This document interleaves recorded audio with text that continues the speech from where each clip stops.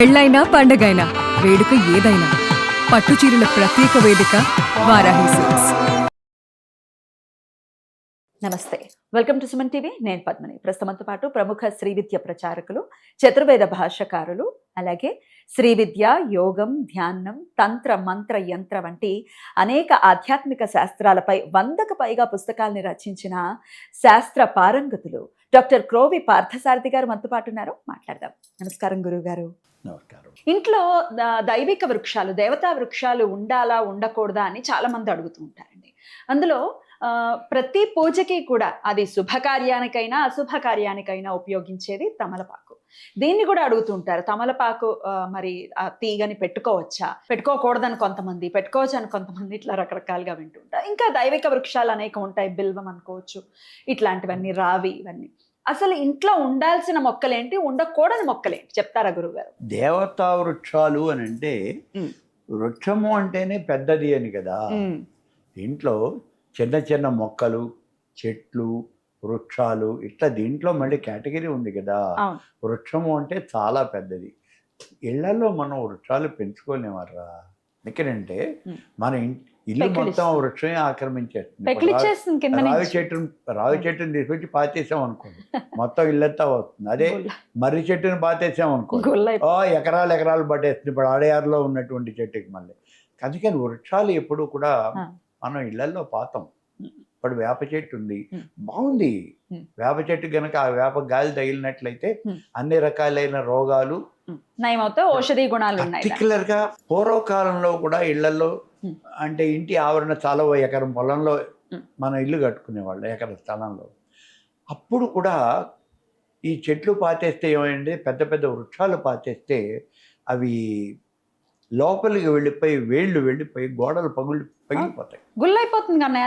నేలంతా గుల్లవుతుంది, అసలు గోడలు పగిలిపోతాయి, పునాదులు ఊడిపోతాయి.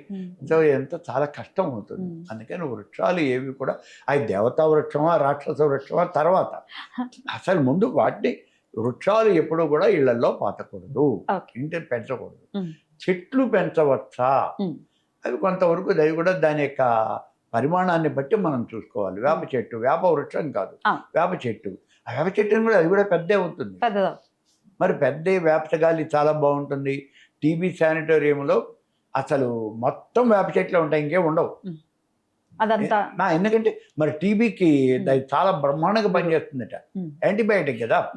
అయితే విచిత్రం ఏమంటే అది యాంటీబయాటిక్. మరి ఈ మధ్యన వేప చెట్లకి చెదరబట్టి ఆ రోగాలు వచ్చి వేప చెట్లు చచ్చిపోయినాయి. కరోనా వెళ్ళి అయిన తర్వాత చాలా చెట్లు చూసాము. అదే విచిత్రం, పెద్ద వైరల్ అయింది గురువు గారు, ఏదో దయ్యం పట్టింది, అలా పోయినాయి. సరే, ఇవన్నీ కూడా యాంటీబయాటిక్ కాబట్టి అవి పెంచండి అన్నారు. అవి కూడా అటువంటి వాటి వరకే. ఇప్పుడు ఏదైనా కలెక్టర్ ఆఫీసు లేదా డిఏఓ ఆఫీసు, పెద్ద పెద్ద ఆవరణ ఉన్నటువంటి చోట్లే ఈ వృక్షాలు పెంచాలి తప్పించి అవి దేవతా వృక్షం కదా అని చెప్పేసి మనం ఇంట్లో తెచ్చి పెట్టుకోకూడదు. నిప్పు, అగ్ని చాలా పవిత్రమైంది కదా అని జేబులో తిరుగుతామా, అలా మనం తిరగకూడదు. కాబట్టి అవి పెట్టుకోకూడదు. ఇక చెట్లు, మీకు ఇంటికి ఏమైనా ఆవరణ ఎక్కువ ఉంటే అప్పుడు చెట్లు పెట్టుకోవాలి. కానీ ఇంట్లో పెట్టుకోవాల్సిన కేవలం మొక్కలే. ఏం మొక్కలు మరి పెట్టుకోవచ్చు మనం? దేవతలకు సంబంధించినవి అంటే మందారం ఒకటి, పారిజాతం ఒకటి, ఇవి దేవతలకు సంబంధించినటువంటివి. అవి పెట్టుకోమన్నారు. మల్లె, జాజి అంటే ఎక్కువ స్థలం ఆక్రమించకుండా, నీకు లోపలికి వెళ్ళిపోకుండా అవేవో పూలు పోస్తాయి. ఆ పూలు అమ్మవారికి చాలా ప్రీతి. మందార పూలు. ఇప్పుడు మనకి ఒరిస్సా ప్రాంతానికి కనుక పెడితే, ఇక్కడి నుంచి విశాఖపట్నం దాటిన తర్వాత మనం బరంపురం అనుకుంటాం, పెడతాం మనం. ఆ ప్రాంతానికి పెడితే ప్రతి ఇంట్లోనూ బయట ఖాళీ ఉన్నా సరే వాడు మందార మొక్కలు పెంచేస్తాడు. అన్నీ మందార మూలే. ఏంటి అన్నీ ఇక్కడ మందార పూలు ఉన్నాయి ఎందుకని అంటే, అక్కడ తారాదేవి, ఆవిడకి ఇష్టం. ఆ తారాదేవికి మళ్ళీ రంగు ఏమైనా ఉంటుందండి, ఈ రంగు ఇష్టం అని. మందారం అన్ని ఎరిపే, మందార అంటే ఎరిపే. ఇప్పుడు మనకి మళ్ళీ వాళ్ళు తెల్ల మందార, గులాబీ మందార ఇట్లా ఏమి ఉండవు, అన్ని ఎరిపే. కాకపోతే దాంట్లో ముద్ద మందార, పంచముఖి మందార, ఇట్లా రెక్క మందార ఇలా ఉన్నాయి అంతే తప్పించి అన్ని ఎరుపు పూలే. తారాదేవి, ఆ తారాదేవికి ఇష్టమైనటువంటి. అలా మనం కూడా ఇంట్లో పోయి మొక్కలు పెంచుకునేటప్పుడు ఉభయతారకంగా ఉండే మొక్కలే మనం పెంచుకోవాలి. మనకి చూడటానికి అందంగా ఉండాలి, దేవత పూజకు కూడా ఇవి పనికి రావాలి. దేవతా పూజకి పనికి రావాలంటే ఇక ఇప్పుడు చెప్పాం కదా పారిజాతం. పారిజాతం మరి కింద పడినవే తీసుకోవాలి అని అంటూ ఉంటారు, నిజమేనా అండి? చెట్టు మీద నువ్వు కోయటానికి ఉండవు పూలు, కింద అవి పడిపోతాయి. పడిపోతాయి. తెల్లవారుజాము 4కి లేచి చూస్తేనే నీకు పూలన్నీ కింద పడిపోయి ఉంటాయి. ఇంకా నువ్వు చెట్టు ఎక్కడికి వస్తా? కరెక్టే, కానీ భూమిని తాకాలి అని చెప్పి ఏదో వింటూ ఉంటాం. ఒక నేల మీద పడిన తర్వాత భూమిని తాకేం చేస్తుంది? అవును, ఆ తాకినదే దేవత అర్చనకి అర్హం. కొన్ని ఏం చేస్తారంటే అవి జరుగుతూ నుండి ఆ సహజమైనటువంటి ఆ ప్రక్రియని ఇది శాస్త్రము అని ఒక రూల్ కింద మనకి రాసేయడం జరుగుతుంది. అది అలా వాళ్ళు రాసేస్తారు. ఆ పారిజాత వృక్షం యొక్క పూలన్నీ కూడా నేల మీద రాలుతాయి కాబట్టి ఆ పూలని అలా నేల మీద పడిన పూలే. మళ్ళీ వాటిని కడిగేసి కూడా అర్చన చేస్తారు, అలా చేయొచ్చా? దాన్ని కడగక్కర్లేదు అని. కరెక్ట్, కడగక్కర్లేదు, అలా మనం పూజ చేసేయచ్చు అని. కడిగేసి అర్చన చేసేవి అంటే ఇప్పుడు మనకి బిల్వ పత్రాలు కడగాలండి. బిల్వ పత్రాలు కోసి మనం పట్టుకొచ్చి అర్చన చేసేస్తాం. అర్చన అయిపోయిన తర్వాత మళ్ళీ అవి విసర్జన, అవన్నీ కూడా నిర్మాల్యం తీసేస్తాం. తీసినటువంటి బిల్వ పత్రాలు మనం బయట పారేయక్కర్లేదు అని. దాన్ని మళ్ళీ నీళ్లలో ఒకసారి ఇట్లా కడిగేసి మళ్ళీ మీరు దాన్ని అర్చన చేయవచ్చు. అలా ఎన్నాళ్ళు చేయొచ్చు? అది ఆ బిల్వపత్రం 3 అలా ఉన్నంత వరకు. అది అంటే మా అయితే 2-3 రోజుల కన్నా ఉండదు. ఇవి ఊడిపోతాయి, ఊడిపోయి ఒకటే మిగులుతుంది, అవన్నీ పారేసేస్తాం.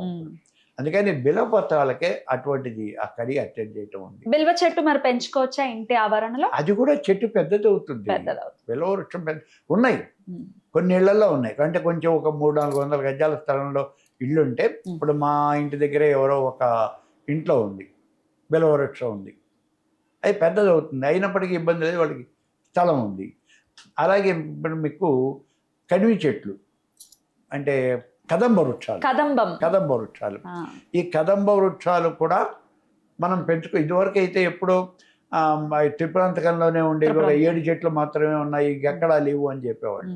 ఏమి లేదు, ఇప్పుడు బొళ్ళు తోటలు ఉన్నాయి ఈ కదంబ వృక్షాలు. నాకు ఇదైతే మా ఇంటి దగ్గరే, మా ఇంటి పక్కనే నేను రోడ్డు మీదకి వస్తూ ఉంటే ఆ ఫుట్పాత్ మీద అలా ఉంటాయి కదంబ వృక్షాలు. దాన్ని మనం పెంచుకోవచ్చు అంటే వృక్షం కదా, చాలా పెద్దది అవుతుంది చెట్టు. అందుకని కొంచెం ప్లేస్ ఉండాలి, మనం ప్లేస్ ఉంటే పెంచుకోవచ్చు. మరి తమలపాకు తీగ ఆనందంగా పెంచుకోవచ్చు, ఏం నష్టం లేదు. అదేం పెద్ద ప్లేస్ ఆక్యుపై చేయదు.